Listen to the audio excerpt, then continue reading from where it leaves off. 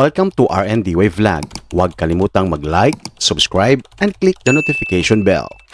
Isang battle-proven attack helicopter, subok na sa totoong laban, at posibleng madagdagan pa sa serbisyo ng Philippine Air Force.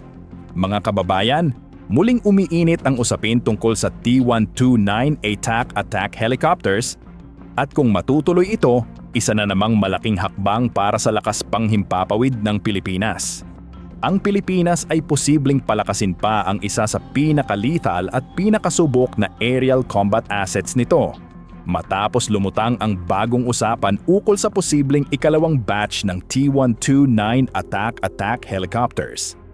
Ayon sa Turkish defense at policy expert na si Turan Oz, kasalukuyang nakikipag-usap ang Turkish Aerospace Industries o TUSAS sa Pilipinas para sa follow-on acquisition ng T-129. Ito ay malinaw na senyales na may panibagong momentum ang Manila sa layuning palawakin at panatilihin ang kakayahan ng ating dedicated attack helicopter fleet. Ang impormasyong ito ay kinumpirma mismo ng TUSAS General Manager na si Mehmet Demirolu, na nagsabing mahigit 100 T-129 attack helicopters na ang nagawa at 76 na units na ang na-deliver sa iba't ibang operators sa buong mundo. Dagdag pa ni Demirolu, patuloy pa rin ang bidding at aktibong kinakausap ng TUSAS ang mga kasalukuyang gumagamit ng T-129 para sa follow-on orders. Kabilang dito ang Pilipinas at Nigeria. Para sa Pilipinas, mahalaga ito dahil tayo ay kabilang sa unang export customers ng T-129 at ang aktwal na karanasan ng Philippine Air Force sa operasyon ay ngayon ay nakakatulong sa pagpapatunay ng global relevance ng platform. Sa kasalukuyan, 6 na T-129 attack helicopters ang nasa serbisyo ng Philippine Air Force. Bahagi ito ng matagal ng plano ng AFP na magkaroon ng dedicated close air support at attack helicopter capability na akma sa internal security operations at archipelagic defense ng bansa. Mula nang pumasok sa serbisyo, ang mga T-129 ay paulit-ulit nang ginamit sa counterinsurgency operations, kung saan nagbibigay ito ng precision fire support sa mga tropang nasa lupa, lalo na sa mga lugar na mahirap operahan tulad ng makakapal na kagubatan at kabundukan, kung saan limitado ang bisa ng fixed-wing aircraft. Sa aktwal na serbisyo sa Pilipinas, napatunayan ng T-129 kung bakit pinili ng AFP ang isang tunay na attack helicopter at hindi lamang umasa sa armed utility helicopters. Ang attack ay dinisenyo mula umpisa para sa combat, pinagsasama ang bilis, survivability, at matinding firepower, na swak para sa low-altitude combat operations. Taglay nito ang tandem cockpit, advanced electro-optical targeting systems, at integrated weapon suite na kayang mag-identify, mag-track, at umatake ng target ng may mataas na presisyon, kahit sa mga komplikadong sitwasyon kung saan may presensya ng sibilyan at maselang heograpiya. Sa perspektibo ng modernization, ang posibleng ikalawang batch ng T-129 ay direktang tumutugon sa isa sa paulit-ulit na hamon ng AFP, ang pagpapanatili ng momentum matapos ang initial acquisition. Ang unang 6 na helicopters ay nagsilbing foundation, napatunayan sa totoong operasyon, nakapagsanay ng pilots, maintainers, at mission planners at na-validate ang kakayahan ng platform.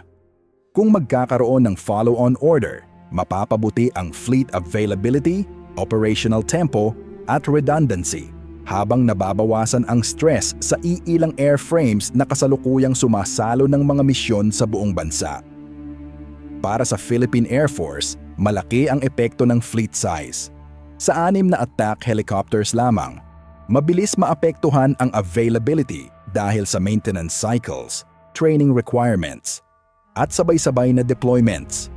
Ang pagpapalawak ng fleet ay magbibigay daan sa sabay-sabay na operasyon sa iba't ibang rehiyon, lalo na habang nagpapatuloy ang internal security missions at kasabay nito ang lumalaking external defense considerations.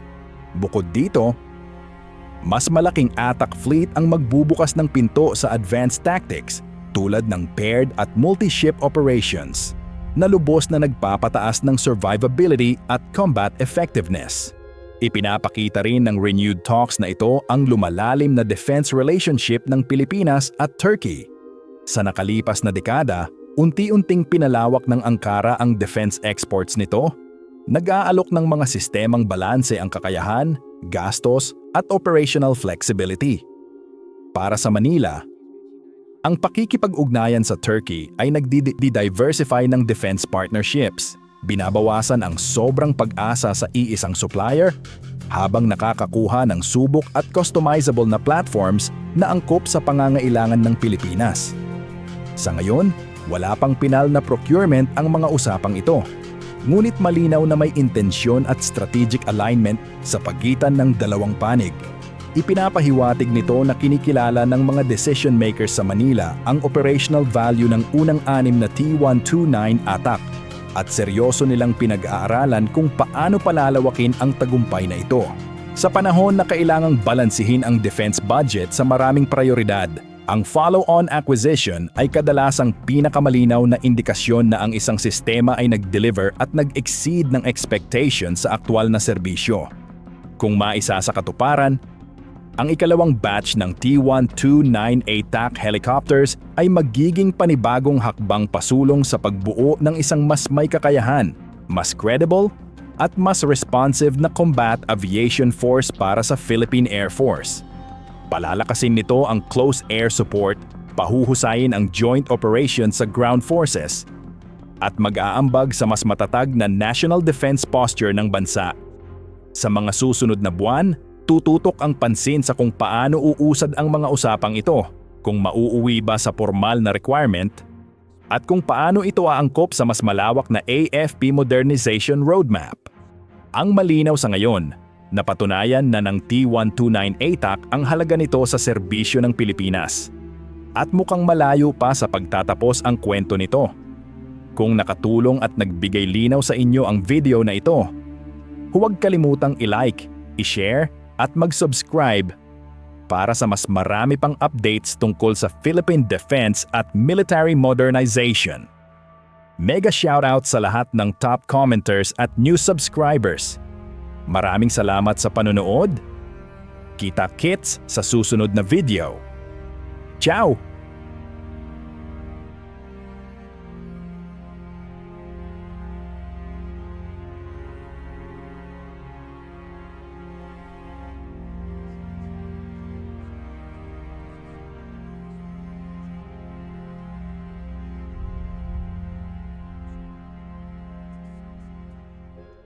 Huwag kalimutang mag-like, subscribe, and click the notification bell.